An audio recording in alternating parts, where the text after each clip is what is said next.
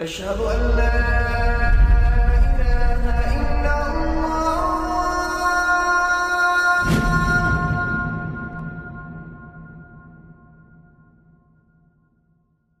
Raindrops media পরিবেশিত audio lecture series সিরাহ। এই সিরিজে আলোচিত হবে পৃথিবীর বুকে শ্রেষ্ঠতম মানুষ রাসূলুল্লাহ মুহাম্মদ সাল্লাল্লাহু আলাইহি ওয়াসাল্লামের জীবন কথা। ইন্নাল হামদুলিল্লাহ ওয়াসসালাতু ওয়াসসালামু আলা রাসূলিল্লাহ ওয়া আলা আলিহি ওয়া আসহাবিহি ওয়া সাল্লামা তাসলিমান কাসীরান মাজিদান ইলা ইয়াউমিদ্দিন, আম্মা বা'দ। আজকের পর্বে আমরা আমাদের আলোচনা শুরু করছি মদিনার ইসলামী রাষ্ট্রের দ্বিতীয় প্রজেক্ট নিয়ে। আমরা জানি আল্লাহ রাসূল সাল্লাল্লাহু আলাইহি ওয়াসাল্লাম মদিনাতে এসেই মদিনার ধর্মীয়, সামাজিক, আইনগত এবং সামরিক কাঠামো দাঁড় করানোর ব্যাপারে মনোযোগ দেন। গত পর্বে আমরা আলোচনা করেছিলাম মদিনার ইসলামী রাষ্ট্রের প্রথম প্রজেক্ট নিয়ে, মসজিদ নির্মাণ সম্পর্কে। আর দ্বিতীয় প্রজেক্টটি হল মুহাজির আর আনসারদের মধ্যে মুআখা বা ভ্রাতৃত্ববোধ প্রতিষ্ঠা করা। আগের পর্বগুলোতে আমরা একটা বিষয় বারবার উল্লেখ করেছি এবং আবার উল্লেখ করছি, তা হল তৎকালীন আরব সমাজ ছিল প্রচণ্ড বিভক্ত একটি সমাজ। এই বিভক্তির পেছনে মূল কারণ ছিল তাদের গোত্রীয় ধ্যান ধারণা। এক একটি গোত্র ছিল এক একটি বড় পরিবার, আর প্রত্যেকে প্রত্যেকের গোত্র নিয়ে গর্ব করত। নিজ গোত্রের লোকজন ঠিক করুক আর ভুল করুক, প্রত্যেকে নিজ গোত্রের পক্ষ নেবে। স্রেফ গোত্রীয় সম্মান আর মর্যাদা রক্ষার জন্য রক্তক্ষয়ী সংঘর্ষে লিপ্ত হতো আরবরা। গোত্রই ছিল তাদের সব। তাদের মান মর্যাদা, আভিজাত্য, শ্রেষ্ঠত্ব পুরোপুরি সংজ্ঞায়িত হতো তাদের বংশ বা গোত্র পরিচয়কে ঘিরে। ইসলাম তাদের এই ধারণাটি বদলে দিল। ইসলাম বলল, কেউ যত উঁচু বংশ বা গোত্রেরই হোক না কেন, যদি সে ঈমান না আনে, ভালো কাজ না করে, তবে তার এই পরিচয় মূল্যহীন। ইসলাম গোত্র পরিচয়ের ওপরে ঈমানকে প্রাধান্য দেয়া শিক্ষা দিল। ইসলামের দৃষ্টিতে অভিজাত বনু উমাইয়ার একজন কাফিরের চাইতে মাঝারি জাতের বনু তাইম গোত্রের একজন মুসলিমের দাম অনেক বেশি। ইসলাম শেখালো, নিজেদেরকে আরব, রোমান, আফ্রিকান হিসেবে নয়, বরং নিজের পরিচয় হবে মুসলিম হিসেবে। ইসলাম ভ্রাতৃত্বের সংজ্ঞাকে বদলে দিল। ইসলামে মুসলিমরা পরস্পরের আপন, পরস্পরের ভাই। ইসলাম জাতি পরিচয়কে অস্বীকার করতে আসেনি, বরং আল্লাহ তাআলাই মানুষকে বিভিন্ন জাতি, গোত্র ও বর্ণ দিয়ে তৈরি করেছেন। তবে এই পরিচয়কে ঈমানের উপরে প্রাধান্য দেওয়া যাবে না। নবীজি সাল্লাল্লাহু আলাইহি ওয়াসাল্লাম ইসলামী ভ্রাতৃত্বের এই শিক্ষা মদিনা থেকে নয়, বরং মাক্কি দাওয়াতের একদম শুরু থেকেই দিয়ে এসেছেন। তবে মদিনায় যখন মুসলিমরা সমাজবদ্ধ হয়ে একটি রাষ্ট্রের অধীনে বসবাস শুরু করল, তখন বিভিন্ন গোত্র থেকে আগত মুসলিমদের মধ্যে ভ্রাতৃত্বের এই চর্চাকে দৃঢ় করার জন্য, মুসলিমদের হৃদয়ে গভীরভাবে প্রথিত করে দেওয়ার জন্য নবীজি কিছু বাস্তব পদক্ষেপ নিলেন। আর এটাই হলো আনসার ও মুহাজিরদের মাঝে মুআখা বা ভ্রাতৃত্ব স্থাপন। আল্লাহ তাআলা বলেন, واعتصموا بحبل الله جميعا ولا تفرقوا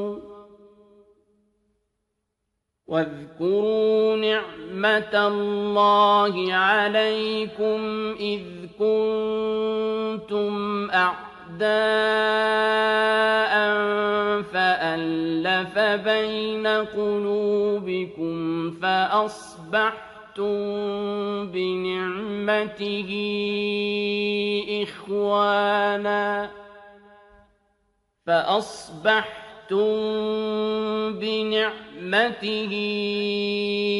إخوانا وكنتم على شفا حفرة من النار فأنقذكم منها كذلك يبين الله لكم آياته لعلكم تهتدون। আর তোমরা সকলে আল্লাহর রজ্জুকে সুদৃঢ় হস্তে ধারণ করো, পরস্পর বিচ্ছিন্ন হও না। তোমরা সে নেয়ামতের কথা স্মরণ করো যা আল্লাহ তোমাদেরকে দান করেছেন। তোমরা ছিলে পরস্পরের শত্রু, অতঃপর আল্লাহ তোমাদের মনে সম্প্রীতি দান করেছেন। ফলে এখন তোমরা তার অনুগ্রহের কারণে পরস্পর ভাই ভাই হয়েছ। তোমরা অবস্থান করছিলে এক অগ্নিকুণ্ডের পাড়ে, অতঃপর তা থেকে তিনি তোমাদেরকে মুক্তি দিয়েছেন। এভাবেই আল্লাহ নিজের নিদর্শনসমূহ প্রকাশ করেন যাতে তোমরা হিদায়াত প্রাপ্ত হতে পারো। সূরা আলে ইমরান আয়াত 103। আল্লাহ তাআলা আরো বলেন, وألف بين قلوبهم لو أنفقت ما في الأرض جميعا ما ألفت بين قلوبهم ولكن الله ألف بينهم إنه عزيز حكيم আর প্রীতি সঞ্চার করেছেন তাদের অন্তরে। যদি আপনি জমিনের সব কিছু ব্যয় করে ফেলতেন তবুও তাদের অন্তরে প্রীতি সঞ্চার করতে পারতেন না, কিন্তু আল্লাহ তাদের মনে প্রীতি সঞ্চার করেছেন। নিঃসন্দেহে তিনি পরাক্রমশালী, সুকৌশলী। সূরা আনফাল আয়াত ৬৩। এখানে আল্লাহ সুবহানাহু ওয়া তাআলা রাসূলুল্লাহ সাল্লাল্লাহু আলাইহি ওয়াসাল্লামকে বলছেন, মুসলিমদের অন্তরে একে অপরের জন্য যে ভালোবাসা তা আল্লাহ তাআলা নিজ গুণে তৈরি করে দিয়েছেন। আল্লাহ নবীজিকে বলছেন, তুমি যদি ওদের 2 হাত ভরে সম্পদ তুলে দিতে তবুও তারা একে অপরকে ভালোবাসত না। তাদের অন্তরে যে ভালোবাসা এটা আল্লাহই তৈরি করে দিয়েছেন, আর এটা অন্য কোনোভাবে সম্ভব হতো না। আমরা আগে উল্লেখ করেছি, আনসারদের 2 গোত্র আওস এবং খাজরাজের মধ্যে ব্যাপক রেষারেষি ছিল। তাদের মধ্যে রক্তক্ষয়ী যুদ্ধের দীর্ঘ ইতিহাস ছিল। কথায় কথায় তাদের মধ্যে যুদ্ধের দামামা বাজত। অথচ তারা যখন ঈমান আনলেন তাদের মধ্যে এই শত্রুতা উধাও হয়ে গেল। এই 2টি গোত্র এক হয়ে গেল, এমনভাবে এক হয়ে গেল যে তাদেরকে আওসি বা খাজরাজি না বলে ইসলামের ইতিহাস তাদেরকে আনসার হিসেবে চিহ্নিত করেছে। আনসাররা ছিলেন মদিনার স্থানীয় বাসিন্দা, আর মুহাজিররা ছিলেন মক্কা থেকে আগত। তারা কেউ কাউকে চিনতেন না, কোনো আত্মীয়তার সম্পর্ক তাদের ছিল না। আরবের বাস্তবতায় 2টি ভিন্ন গোত্রের মানুষ একে অপরকে নিজের আপন ভাইয়ের মতো কাছে টেনে নেবে, এটা ছিল অকল্পনীয় একটা বিষয়। কিভাবে এই অকল্পনীয় ব্যাপারটি সম্ভব হলো তা আল্লাহ ব্যাখ্যা করেছেন। এর কারণ হলো তারা ছিলেন একই দ্বীনের অনুসারী। একই দ্বীনের অনুসারী হওয়ার কারণে যে ভালোবাসা তাদের মধ্যে ছিল তা আল্লাহ তাআলার সৃষ্টি। তিনি মুহাজির ও আনসারদের মধ্যে একে অপরের প্রতি ভালোবাসা দিয়েছেন এবং তাদেরকে পরস্পরের ভাই করে দিয়েছেন। আল্লাহ রাসূল সাল্লাল্লাহু আলাইহি ওয়াসাল্লাম আনসার ও মুহাজিরদের মধ্যে সত্যিকারের ভাই ভাই সম্পর্ক স্থাপন করেছেন, আর এর মাধ্যমে জাহিলিয়াতের গোড়ামি দূর হয়ে গেল। তাদের মধ্যে যে নতুন বন্ধন গড়ে উঠল তা হলো ইসলামের বন্ধন। আল্লাহ তাআলা বলেন, والذين تبوأوا الدار والإيمان من قبلهم يحبون من هاجر إليهم ولا يجدون في صدورهم حاجة مما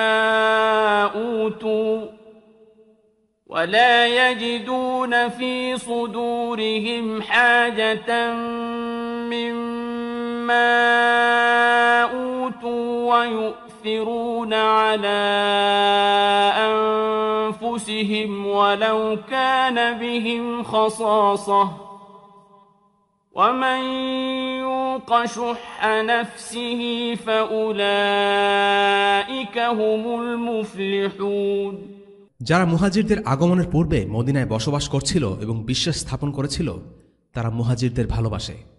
মুহাজিরদেরকে যা দেয়া হয়েছে তার জন্য এরা এদের অন্তরে কোনো ঈর্ষা অনুভব করে না।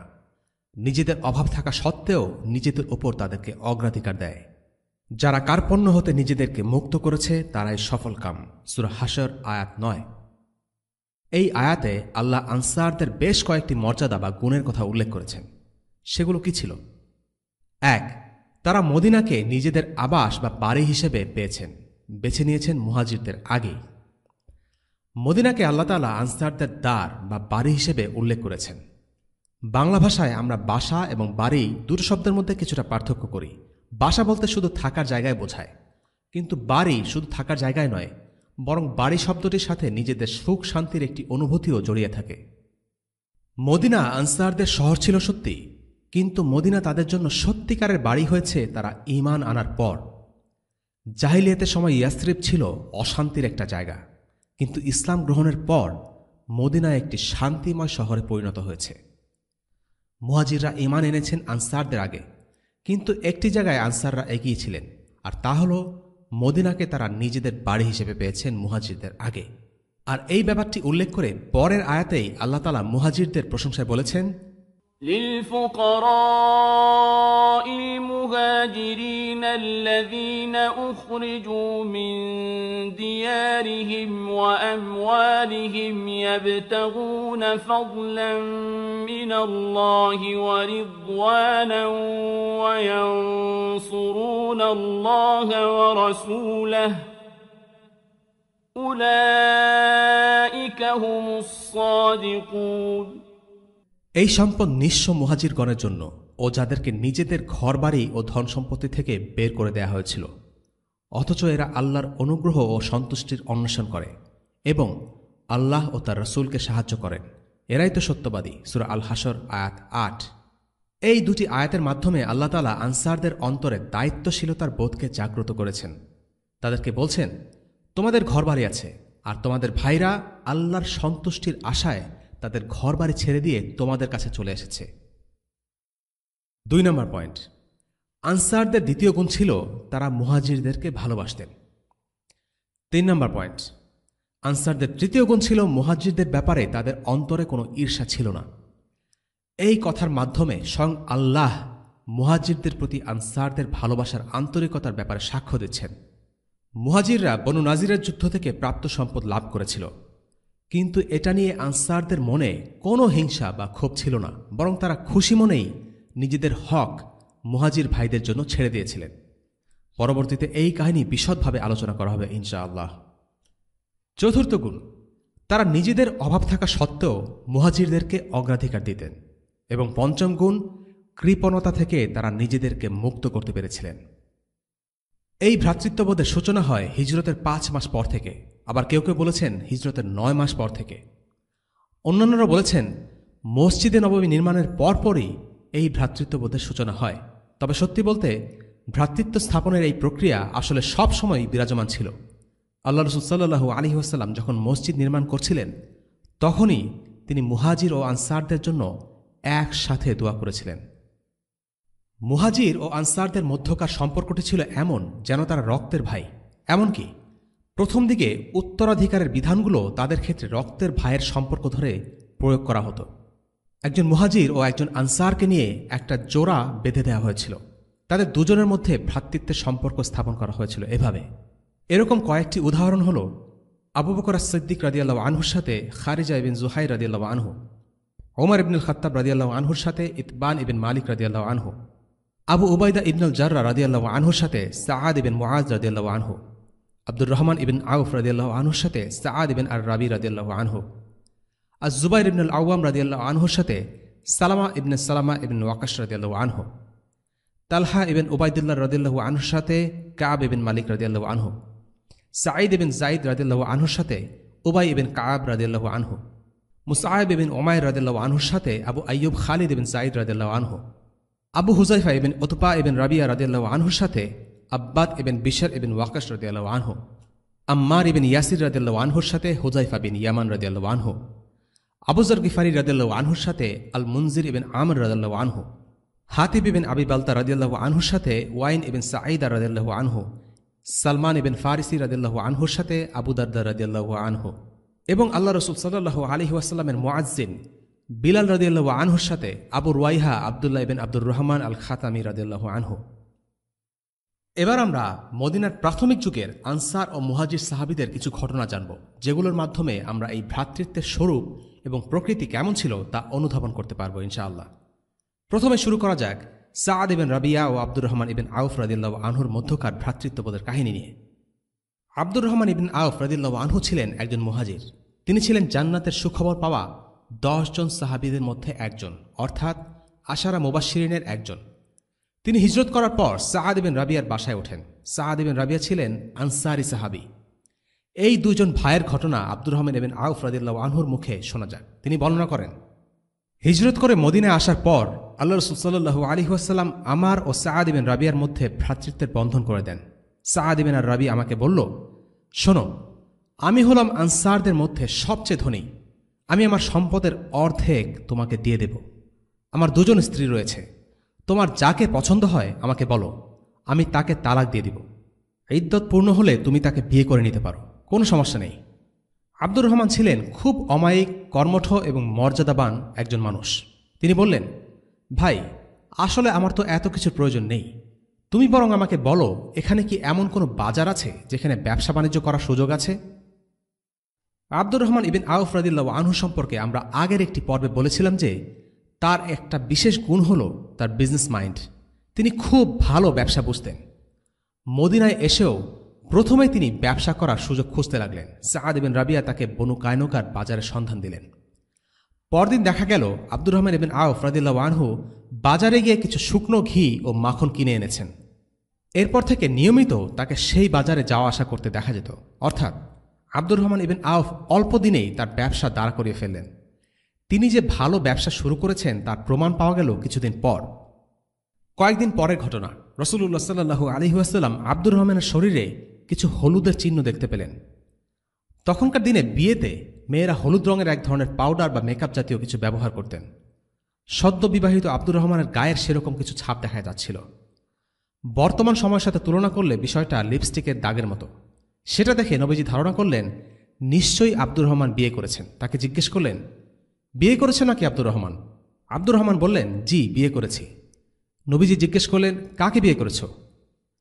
এক আনসারী মহিলাকে বিয়ে করেছি, আব্দুর রহমান বললেন। নবীজি সাল্লাল্লাহু আলাইহি ওয়াসাল্লাম বললেন, আচ্ছা তো তাকে কেমন মোহর দিলে? আব্দুর রহমান ইবিন আউফ জবাব দিলেন, খেজুরের 1 আটি পরিমাণ স্বর্ণ দিয়েছি। খেজুরের 1 আটি পরিমাণ স্বর্ণ মোহর হিসেবে বেশ ভালোই। আব্দুর রহমান ইবিন আউফ কিছুদিন আগেই মদিনায় এসেছেন, অথচ এর মধ্যেই তিনি বেশ ভালো মোহর দিয়ে বিয়ে করে ফেলেছেন। এতেই বোঝা যায় যে আল্লাহ তাআলা তার ব্যবসায় বারাকা দিয়েছেন। নবীজি সাল্লাল্লাহু আলাইহি ওয়াসাল্লাম এরপর তাকে বললেন, যাও একটি বকরি দিয়ে হলেও ওয়ালিমা করে নাও। এই ঘটনা থেকে একটা ছোট শিক্ষা আছে।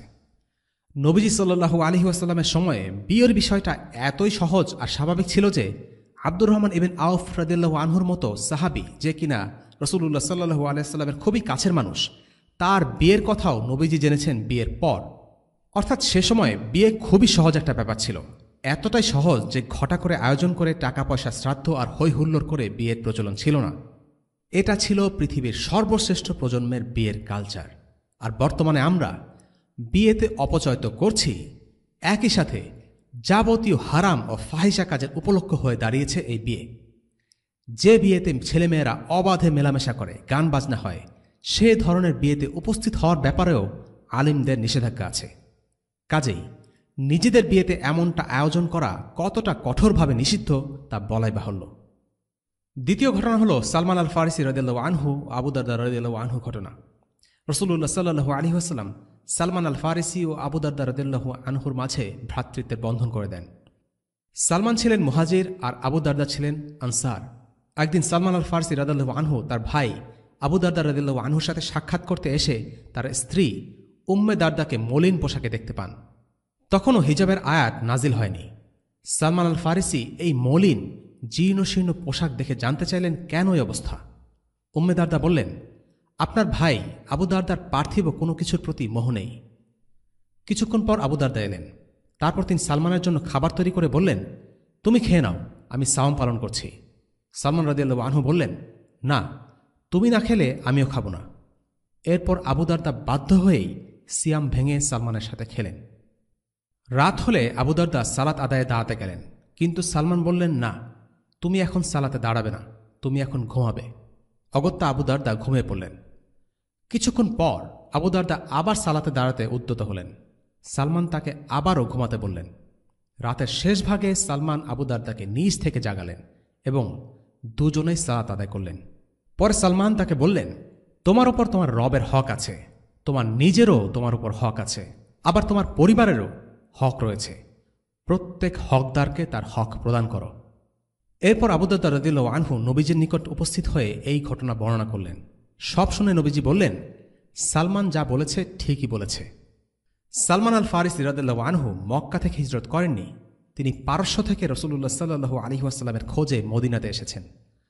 তারপরও রাসূলুল্লাহ সাল্লাল্লাহু আলাইহি ওয়াসাল্লাম তার সাথে আবু দারদার ভ্রাতৃত্বের বন্ধন করে দিয়েছেন। তৃতীয় ঘটনাটি কোনো ব্যক্তিবিশেষের ঘটনা নয়, এটি সবাইকে নিয়ে। আনসারগণ মুহাজিরদেরকে নানা দিক থেকে সাহায্য করতেন এবং নিজেদের সম্পদ থেকে যতটুকু সম্ভব তাদেরকে দেয়ার চেষ্টা করতেন। একদিন তারা নবীজি সাল্লাল্লাহু আলাইহি ওয়াসাল্লামকে এসে প্রস্তাব দিলেন, হে আল্লাহ রসুল, আমাদের খেজুরের বাগানগুলো আমাদের ও মুহাজিরদের মাঝে ভাগ করে দিন। তারা নিজ থেকেই তাদের বাগানের অর্ধেক মুহাজিরদেরকে দিয়ে দিতে চাইলেন। নবীজি চাইলেন না আনসাররা তাদের জমিজমার মালিকানার একটা বড় অংশ এভাবে ছেড়ে দিক। তিনি বললেন, না, ভাগ করে দেওয়ার প্রয়োজন নেই। আনসাররা মেনে নিলেন। তারা নবীজির বিরুদ্ধে একটি কথাও বললেন না। কিন্তু তারা তাদের ভাইদের সাহায্য করার জন্য রীতিমতো সুযোগ খুঁজছিলেন। তারা নতুন একটা প্রস্তাব নিয়ে হাজির হলেন। বললেন, এক কাজ করা যাক, মুহাজিররা আমাদের বাগানগুলো আবাদ করুক আর উৎপাদিত খেজুরের একটা অংশের মালিক হোক। মুহাজিররা বললেন, আমরা এতে রাজি আছি। তাদের মধ্যে চুক্তি ছিল যে মুহাজিরগণ অর্ধেক কাজ করবে, কিন্তু পরে দেখা গেল যে অর্ধেকের বেশি কাজ আনসাররাই করে ফেলেছেন। তারা আগ বাড়িয়ে নিজ থেকে কাজ করে ফেলেছেন। মুহাজিরদের তেমন কোনো কাজই করতে হয়নি। মুহাজিররা এই মানুষগুলোর উদারতায় অবাক হয়ে গেলেন। নবীজি সাল্লাল্লাহু আলাইহি ওয়াসাল্লামের কাছে এসে বললেন, হে আল্লাহর রাসূল, আমরা ওনাদের মতো এত ভালো মানুষ কখনো দেখিনি। যখন তাদের অবস্থা সচ্ছল থাকে তখন তারা আমাদের সাহায্য তো করেনি, যখন তাদের অবস্থা অর্থনৈতিকভাবে খারাপ দেখেছি তখনও তারা আমাদেরকে স্বস্তিতে রেখেছেন। নিজেদের ক্ষেতে তারা নিজেরা কাজ করেন, অথচ আমাদেরকে ফসলের অর্ধেক দিয়ে দেন। আনসারদের এমন উদারতা দেখে মুহাজিররা আল্লাহ রসুল সাল্লাল্লাহু আলাইহি ওয়াসাল্লামকে বললেন, হে আল্লাহ রসুল, আনসাররাই তো সব সওয়াব পেয়ে গেলেন, আমরা তো কিছুই পেলাম না। রাসূলুল্লাহ সাল্লাল্লাহু আলাইহি ওয়াসাল্লাম বললেন, না, তোমরা যদি তাদের জন্য আল্লাহর কাছে দোয়া করো এবং তাদের প্রশংসা করো তাহলে তোমরাও সওয়াবের অধিকারী হবে। এ থেকে একটা জিনিস বোঝা যায়, মুহাজিরদের চিন্তা ভাবনা, কনসার্ন সবকিছু কতটা আখিরাতমুখী ছিল। আনসার ও মুহাজিরদের এই ঘটনাগুলো থেকে আমরা একটা জিনিস দেখি, আর তা হলো তাদের সম্পর্কে দুটো জিনিস জড়িয়ে আছে, উদারতা ও কৃতজ্ঞতা। আনসাররা মুহাজিরদের জন্য নিজেদের হৃদয় খুলে দিয়েছিলেন, আর মুহাজিররাও কখনও আনসারদের উদারতার কথা ভুলেননি। তারা সব সময় আনসারদের প্রতি কৃতজ্ঞ ছিলেন এবং তাদের জন্য দোয়া করেছেন। প্রথম দিকে মুহাজিরিন ও আনসারদের মধ্যে ভ্রাতৃত্বের সম্পর্ক ছিল জোড়ায় জোড়ায়। উত্তরাধিকার আইন প্রয়োগের ক্ষেত্রে তাদেরকে আপন ভাই ধরে সম্পদ ভাগাভাগি করা হতো। কোনো আনসার মারা গেলে তার মুহাজির ভাই তার সম্পদ লাভ করত উত্তরাধিকারী হিসেবে। মুহাজিরদের অবস্থার উন্নতি হলে এই বিশেষ সম্পর্কগুলো লুপ্ত হয়ে যায়, কিন্তু তাদের মধ্যে স্বাভাবিক ভ্রাতৃত্ববোধ রয়েই যায়।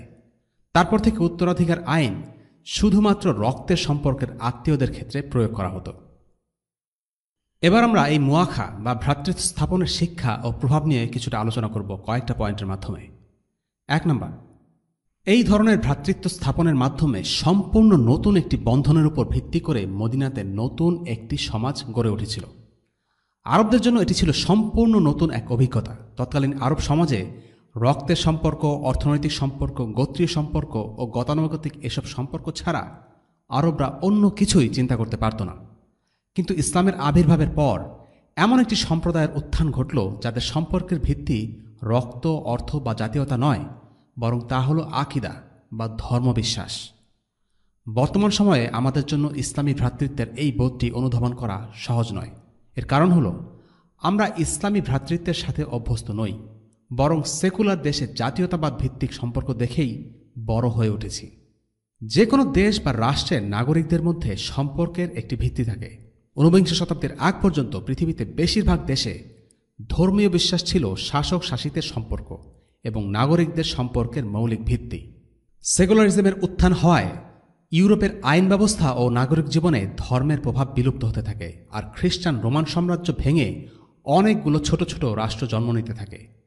এই রাষ্ট্রগুলোর আইন ব্যবস্থা হয় ধর্মনিরপেক্ষতা বা সেকুলারিজম। নতুন ধর্মনিরপেক্ষ রাষ্ট্রগুলোর সদস্যদের মধ্যকার বন্ধন কী হবে তা নিয়ে প্রচুর বিতর্ক চলে ইউরোপে।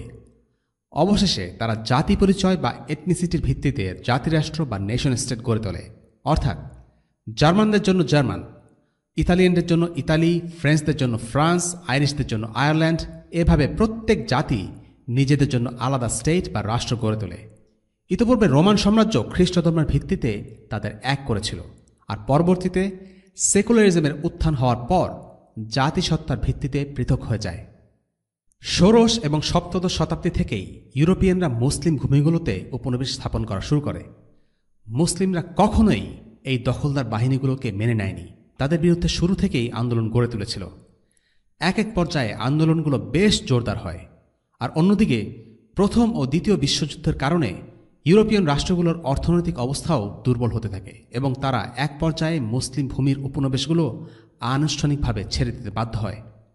এ কারণে আমরা দেখব প্রায় সব মুসলিম দেশে স্বাধীনতা দিবস হল 1924 সালের পর, অর্থাৎ খিলাফত ধ্বংস হওয়ার পর বর্তমান মুসলিম দেশগুলো তৈরি হয়েছে। তবে তাদের সামরিক দখলদারিত্বের অবসান ঘটলেও দীর্ঘদিন ধরে মুসলিম ভূমিগুলো কাফিরদের অধীনে থাকায় মুসলিমরা তাদের চিন্তা চেতনা গ্রহণ করে আর তাদের অনুকরণে নিজেদের দেশকে গড়ে তোলার চেষ্টা করে। কাফিরদের একটি আত্মঘাতী আদর্শ যা মুসলিমরা গ্রহণ করে তা হচ্ছে জাতীয়তাবাদ। খিলাফত ধ্বংসের আগ পর্যন্ত সুন্নি মুসলিম ভূমিগুলো মোটামুটিভাবে খিলাফতের অধীনে ছিল। 1300 বছরে খিলাফত ব্যবস্থা পুরো মুসলিম উম্মাহকে সম্পূর্ণ একতাবদ্ধ রাখতে না পারলেও বলা যায় সামগ্রিকভাবে মুসলিমরা ঐক্যবদ্ধ ছিল এবং খলিফার প্রতি মুসলিম দেশগুলো অনুগত থাকত। খলিফার নেতৃত্বকে চ্যালেঞ্জ করার ঘটনা ঘটেছে খুব অল্প কয়েকবার।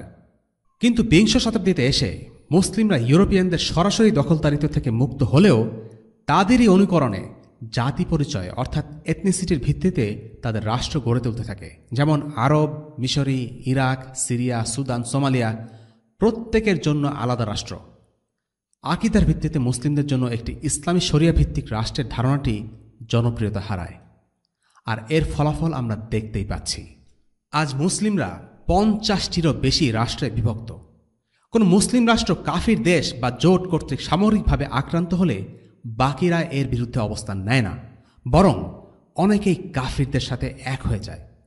কোনো মুসলিম রাষ্ট্রের উপর জাতিসংঘ স্যাংশন বা অর্থনৈতিক নিষেধাজ্ঞা আরোপ করলে অন্য দেশগুলো সরকাররা সাহায্য তো দূরে থাক, তারা উল্টো খুশি হয়। কারণ মুসলিম হয়ে মুসলিমদের সাহায্য করার বোধটি জাতীয়তাবাদের সংকীর্ণ বোধ দ্বারা আজ প্রতিস্থাপিত হয়েছে।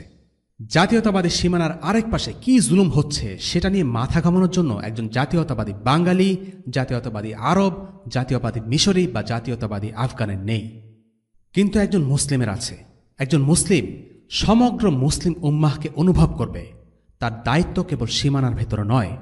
ইসলাম একটি সার্বজনীন ধর্ম যা এসেছে সবার জন্য, আর তাই মুসলিমরা একটি গ্লোবাল লেন্স থেকে পৃথিবীকে দেখবে। আল্লাহ রাসূল সাল্লাল্লাহু আলাইহি ওয়াসাল্লাম বলেছেন, মুমিনদের পারস্পরিক সম্প্রতি, দয়া ও মায়া মমতার উদাহরণ একটি দেহের মতো। যখন দেহের একটি অঙ্গ কষ্ট পায় তখন তার জন্য সারা দেহ অনিদ্রা ও জ্বরে আক্রান্ত হয়। বর্তমানে মুসলিম উম্মতের বিভক্তির কারণ আকিদার গৌণ বিষয় বা ফিকহি মতপার্থক্য নয়। মুসলিম উম্মার বিভক্তির কারণ হল জাতীয়তাবাদ, যা মুসলিমদেরকে দুর্বল ও বিভক্ত করে রেখেছে এবং অন্তর্কোন্দলে ব্যস্ত রেখেছে। জাতীয়তাবাদ মুসলিমদের জন্য একটি ক্যান্সারের মতো। এই জাতীয়তাবাদ মুসলিমদেরকে দায়িত্ব জ্ঞানহীন ও স্বার্থপর বানিয়ে রেখেছে। মুসলিমদের পরাজিত অবস্থানের অনেকগুলো কারণের একটি হল জাতীয়তাবাদ। আমরা যদি ক্রুসেডের সময়টা দেখি তাহলে দেখব, যখন ক্ষমতালোভী মুসলিম শাসকরা একে অপরের সাথে যুদ্ধ করে বিভক্ত হয়েছিল, ঠিক তখনই ক্রুসেড শক্তি মুসলিম ভূমিতে আক্রমণ চালিয়েছে এবং তছনছ করেছে। আর মুসলিমরা যখন ঐক্যবদ্ধ হল তখন এই ক্রুসেড শক্তিকে তারা জিহাদ দ্বারা পরাজিত করেছে। দ্বিতীয় ক্রুসেডের সময় ক্রুসেডাররা মুসলিম বিশ্বের 4টি গুরুত্বপূর্ণ জায়গায় ঘাঁটি স্থাপন করতে সক্ষম হয়েছিল। সে সময় মুসলিমরা যখন প্রতিরোধ গড়ে তোলে তখন নিজেদের জাতি পরিচয় কোনো বাধা হয়ে দাঁড়ায়নি। ইরাক, সিরিয়া, মিশরের মুসলিমরা একে অপরকে সাহায্য করেছে এবং পর্যায়ক্রমে একে একে সমস্ত ঘাঁটি উৎখাতের পর জেরুসালেম মুক্ত করেছিলেন সালাউদ্দিন আল আইয়ুবী রাহিমাহুল্লাহ। তুরস্কে যখন খিলাফত ধ্বংস হওয়ার পথে তখন ভারতের মুসলিমরা সেই খিলাফত রক্ষার জন্য আন্দোলন করেছে।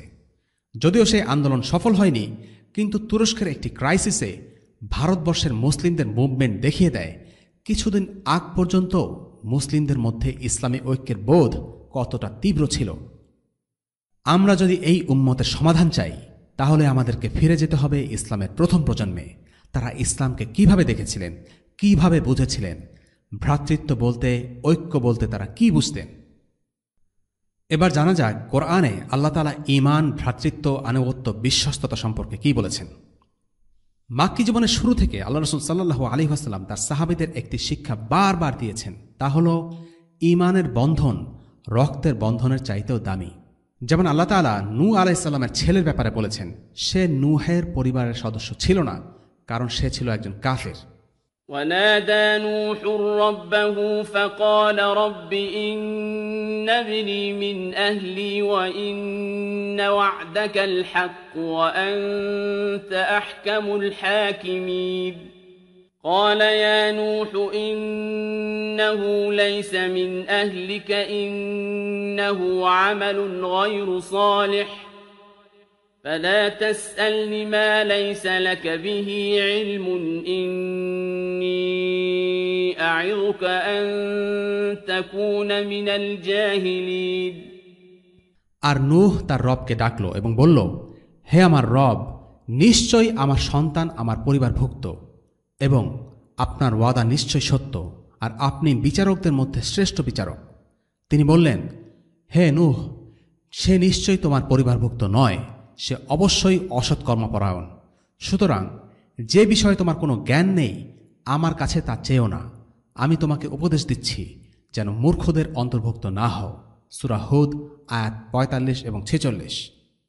এই আয়াতে আমরা দেখতে পাচ্ছি নূহ আলাইহিস সালাম বিনয়ের সাথে আল্লাহর কাছে জানতে চাইলেন যে আল্লাহ ওয়াদা করেছিলেন তিনি তার পরিবারের সদস্যদের রক্ষা করবেন, কিন্তু তার পুত্র পরিবারের সদস্য হওয়া সত্ত্বেও কেন আল্লাহর আযাব থেকে রক্ষা পেল না। নূহ আলাইহিস সালাম খুব ভালো করে জানতেন আল্লাহর ওয়াদা সত্য এবং এতে কোনো সন্দেহ বা সংশয় তার মনে নেই, কিন্তু তার পুত্রের এই পরিণতির কারণ জানার জন্য তিনি আগ্রহী ছিলেন। আল্লাহ এর জবাবে বলছেন, ইন্নাহু লাইসা মিন আহলিকা, অর্থাৎ সে তোমার পরিবারের সদস্য নয়। এই ঘটনা থেকে সকল মুসলিমদের জন্য একটি শিক্ষণীয় বিষয় আছে। ইসলামের পূর্বে মানুষ নিত্য নতুন অনেক শব্দ ব্যবহার করত। ইসলাম সে সকল শব্দের নতুন অর্থ দিয়েছে, যেমন সলাত শব্দটি।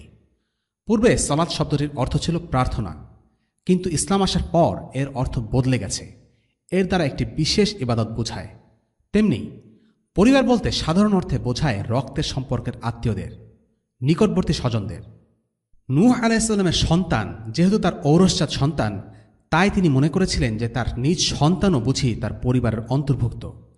কিন্তু আল্লাহ পরিবার শব্দটির একটি নতুন সংজ্ঞা নূহ আলাইহিস সালামকে শিক্ষা দিলেন, আর সে সংজ্ঞা মতে রক্তের সম্পর্কই পরিবারের সদস্য হবার জন্য যথেষ্ট নয়, বরং পরিবারের সদস্য হতে চাইলে ঈমান থাকা চাই।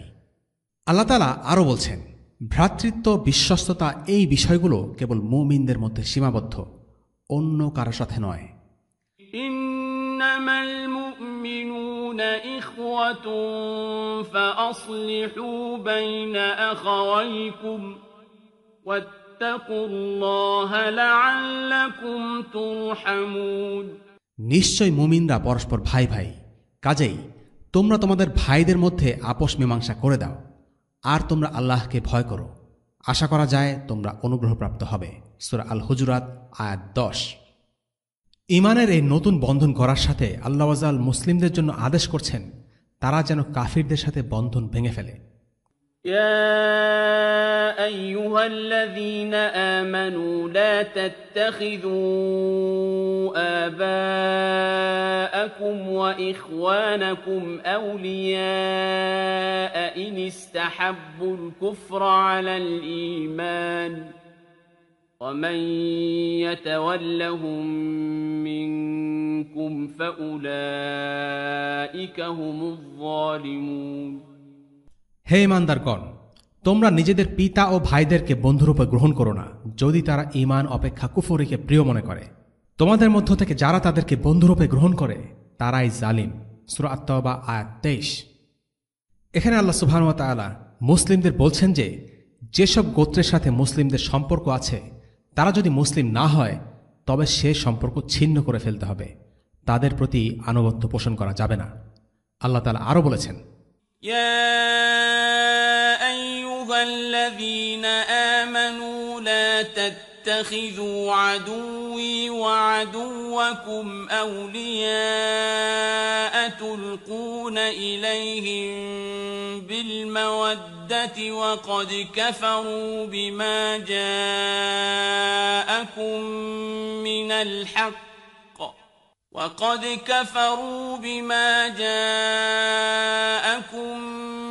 الحق يخرجون الرسول وإياكم أن تؤمنوا بالله ربكم إن كنتم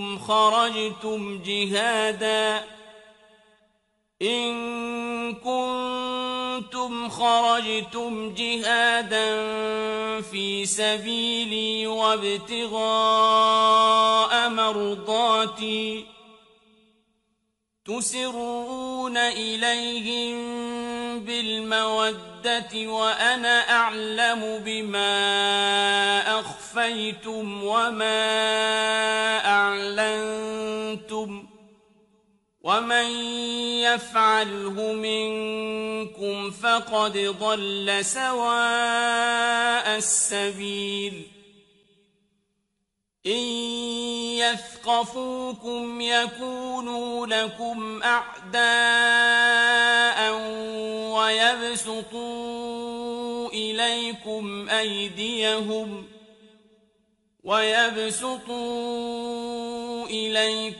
أيديهم وألسنتهم بالسوء وودوا لو تكفرون لن تنفعكم أرحامكم ولا أولادكم يوم القيامة يفصل بينكم والله بما تعملون بصير হে মুমিনগণ, আমার শত্রু ও তোমাদের শত্রুকে বন্ধুরূপে গ্রহণ করো না।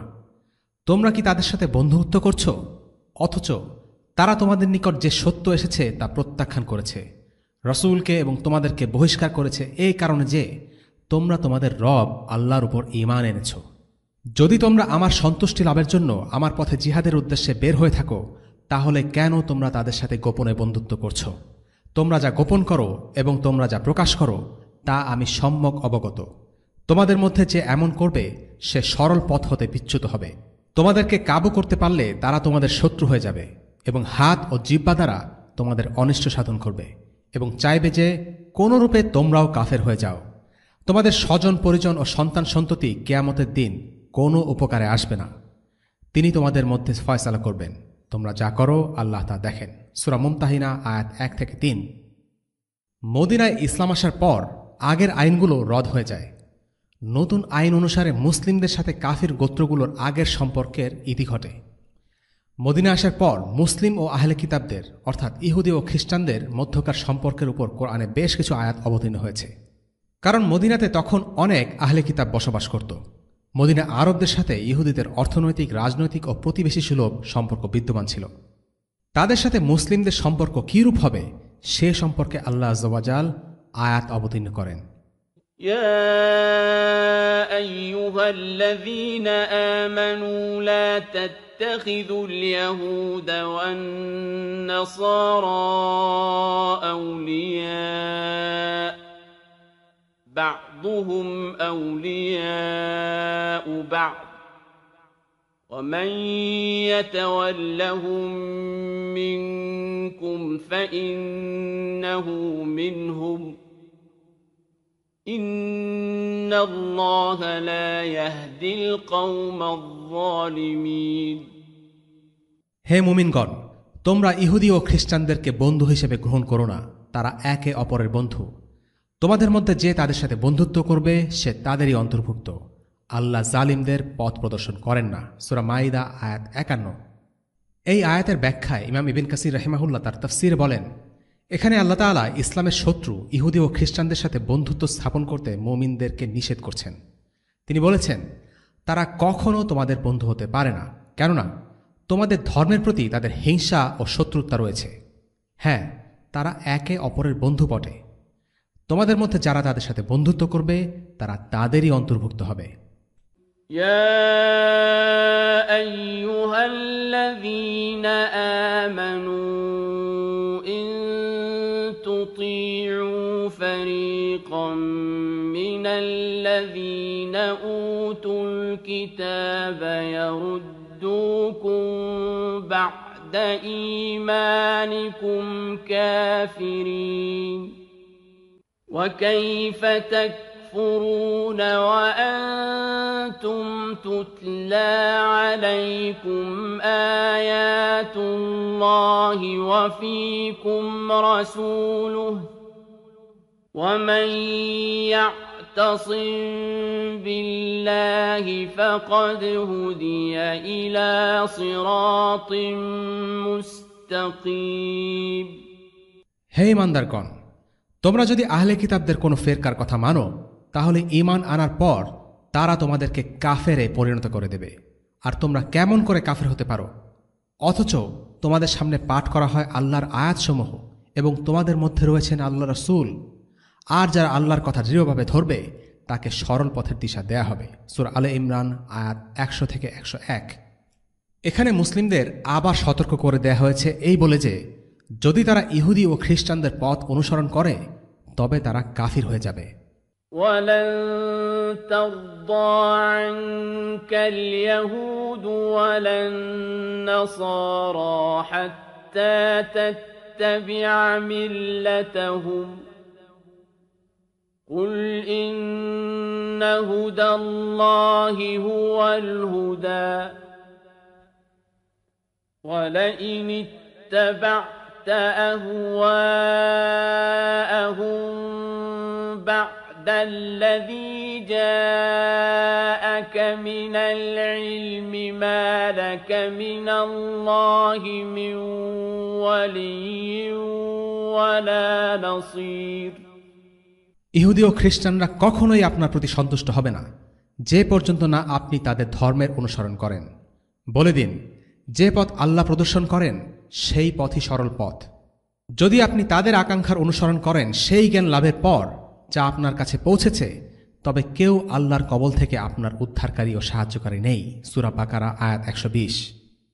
জাহেলি যুগের প্রত্যেকটি সম্পর্ক মদিনায় বাতিল বলে ঘোষিত হল।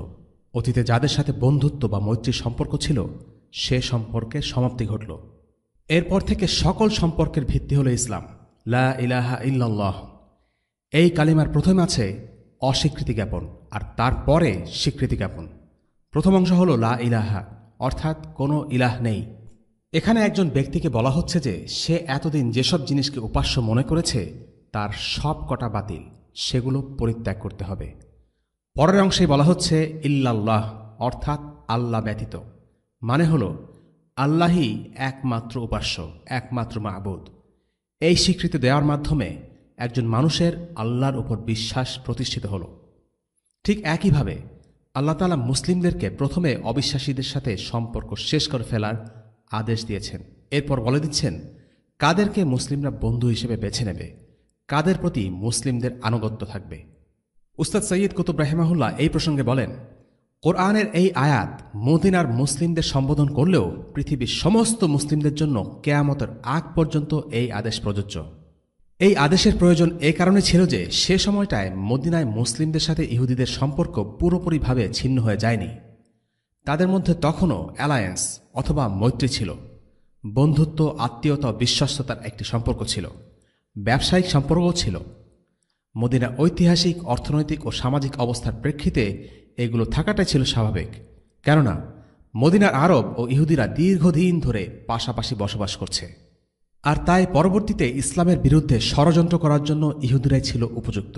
কোরআনে তাদের এসব ষড়যন্ত্রের কথা এসেছে। কোরআনের আয়াত তাই নাজিল হল মুসলিমদের সাথে অমুসলিমদের সম্পর্ক ছিন্ন করার আদেশ নিয়ে। তবে এই ছিন্ন করা বলতে এটা বোঝায় না যে মুসলিমরা তাদের সাথে দুর্ব্যবহার করবে, কেননা খারাপ ব্যবহার করা একজন মুসলিমের বৈশিষ্ট্য হতে পারে না।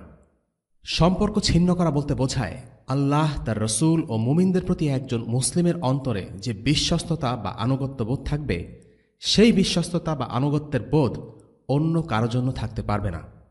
যখন আল্লাহ বলছেন তারা, অর্থাৎ ইহুদি খ্রিস্টানরা পরস্পরের আউলিয়া অথবা বন্ধু, আল্লাহ তখন বিশেষ কোনো যুগের ইহুদি খ্রিস্টানদের কথা বলছেন না, বরং সব যুগের কথাই বলছেন। পৃথিবীর কোনো দেশে বা কোনো কালে তারা মুসলিমদের আপন ছিল না। কাজেই এই কথাটি নিছক কোনো কথা নয়, বরং এই কথাটি একটি চিরন্তন বাস্তবতা। শুধু ইহুদি বা খ্রিস্টান নয়, আল্লাহ তাআলা মুসলিমদের আদেশ করছেন যেন তারা মুনাফিকদের নিজেদের আপন মনে না করে। কারণ হল মুনাফিকরা আপন মনে করে কাফিরদেরকে, আর ইসলামকে তারা ঘৃণা করে। এই আপন মনে হওয়ার বোধটি হল ওয়ালা।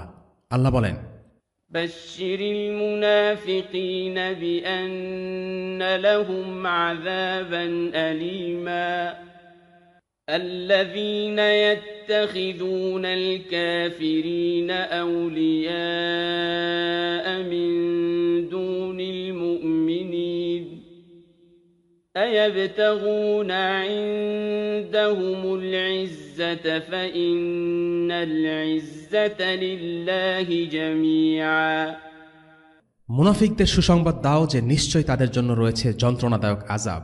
যারা মুমিনদের পরিবর্তে কাফিরদের বন্ধুরূপে গ্রহণ করে তারা কি তাদের কাছে সম্মান চায়?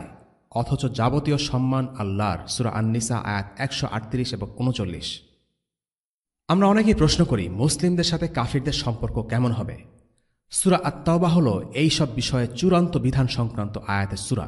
আল্লাহ বলেন, يا أيها النبي جاهد الكفار والمنافقين واغلظ عليهم ومأواهم جهنم وبئس المصير হে নবী, কাফির ও মুনাফিকদের বিরুদ্ধে জিহাদ করো এবং তাদের উপর কঠোর হও, আর তাদের ঠিকানা হলো জাহান্নাম, আর তা কতই না নিকৃষ্ট স্থান। সূরা আত-তাওবা আয়াত 73। এভাবে মদিনায় একটি নতুন দল গড়ে উঠল বিশ্বাস ও পারস্পরিক সম্পর্কের ভিত্তিতে। এই ভিত্তি ছিল ঈমান, এটি ছিল আল্লাহর দল। إنما وليكم الله ورسوله والذين آمنوا الذين يقيمون الصلاة ويؤتون الزكاة وهم راكعون ومن يتول الله ورسوله والذين آمنوا فإن حزب الله هم الغالبون তোমাদের বন্ধু তো আল্লাহ, তার রসুল ও মুমিনগণ, যারা সালাত কায়েম করে, যাকাত দেয় এবং বিনম্র। আর যারা আল্লাহ, তার রসুল এবং বিশ্বাসীদেরকে বন্ধুরূপে গ্রহণ করে তারাই আল্লাহর দল এবং তারাই বিজয়ী। সূরা মাইদা আয়াত 55 এবং 56। সাহাবীরা বুঝতে পেরেছিলেন আপন কেবল তারাই যারা তাদের সাথে একই বিশ্বাসে বিশ্বাসী।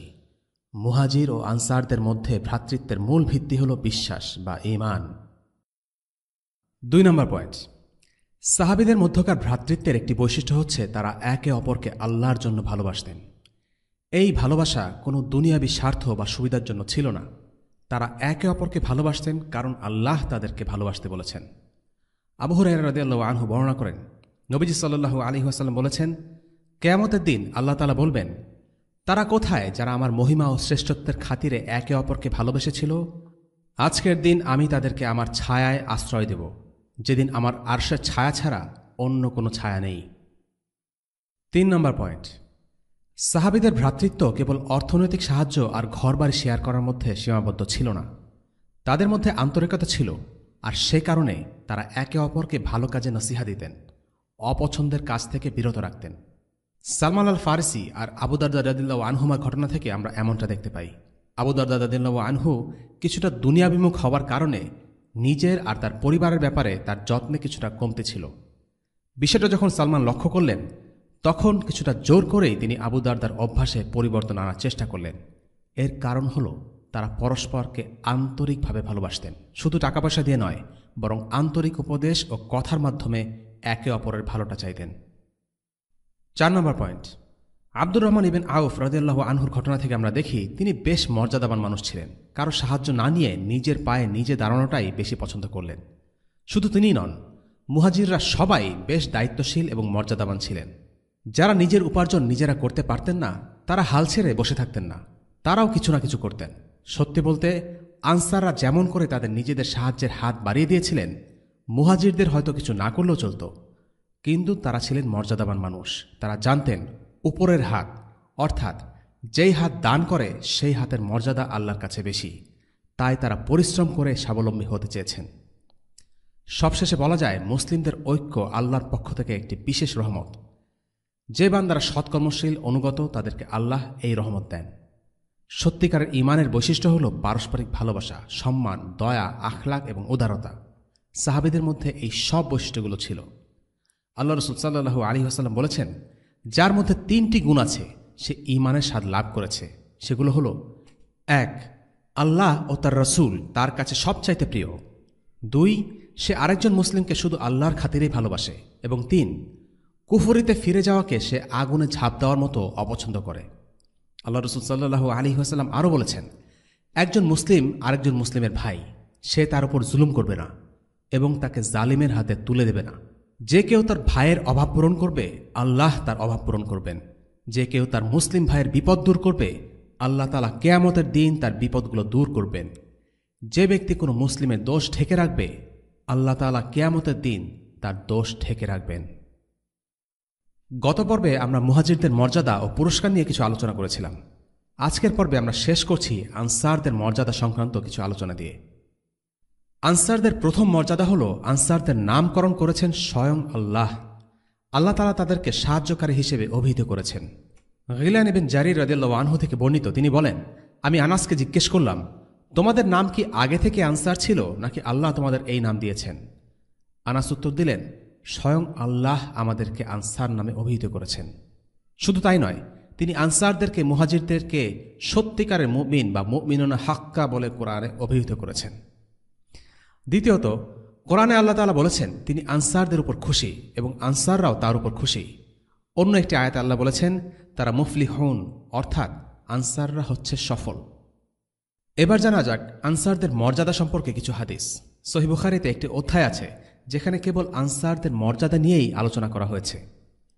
সহিহ বুখারীর একটি হাদিসে এসেছে, একবার নবীজি সাল্লাল্লাহু আলাইহি ওয়াসাল্লাম কিছু আনসারী মহিলা ও বাচ্চা কাচ্চাদের দেখলেন যারা একটি বিয়ের অনুষ্ঠান থেকে ঘরে ফিরছিল। তাদের দেখে তিনি বললেন, আল্লাহ জানেন তোমরাই হলে আমার সবচেয়ে প্রিয়জন। কথাটি তিনি 3 বার বললেন। বারা ইবনে আযিব রাদিয়াল্লাহু আনহু থেকে বর্ণিত, আমি রাসূলুল্লাহ সাল্লাল্লাহু আলাইহি ওয়াসাল্লামকে বলতে শুনেছি, মুমিন ছাড়া আনসারদের কেউ ভালোবাসে না এবং মুনাফিক ছাড়া কেউ তাদের ঘৃণা করে না। যে তাদেরকে ভালোবাসবে আল্লাহ তাদেরকে ভালোবাসবেন, আর যে তাদেরকে ঘৃণা করবে আল্লাহ তাদেরকে ঘৃণা করবেন। আল্লাহ রাসূল সাল্লাল্লাহু আলাইহি ওয়াসাল্লাম বলেছেন, আনসাররা যদি এক পথে চলে আর বাকিরা অন্য পথে, তাহলে আমি আনসারদের পথেই চলব। যদি না আমাকে হিজরত করতে হতো তবে আমি নিজেকে আনসারদের একজন ভাবতাম। এরপর আনসারদের ভুল ত্রুটি মাফ করে দেওয়ার জন্য স্বয়ং রাসূলুল্লাহ সাল্লাল্লাহু আলাইহি ওয়াসাল্লাম আল্লাহর কাছে দোয়া করে বলেছিলেন, হে আল্লাহ, আনসার ও তাদের সন্তানদের ক্ষমা করে দাও। নবীজি সাল্লাল্লাহু আলাইহি ওয়াসাল্লাম আরও বলেন, আনসাররা হলো আমার কারিশ এবং আমার আইবাহ, অর্থাৎ আমার অতি আপনজন ও বিশ্বস্ত লোক।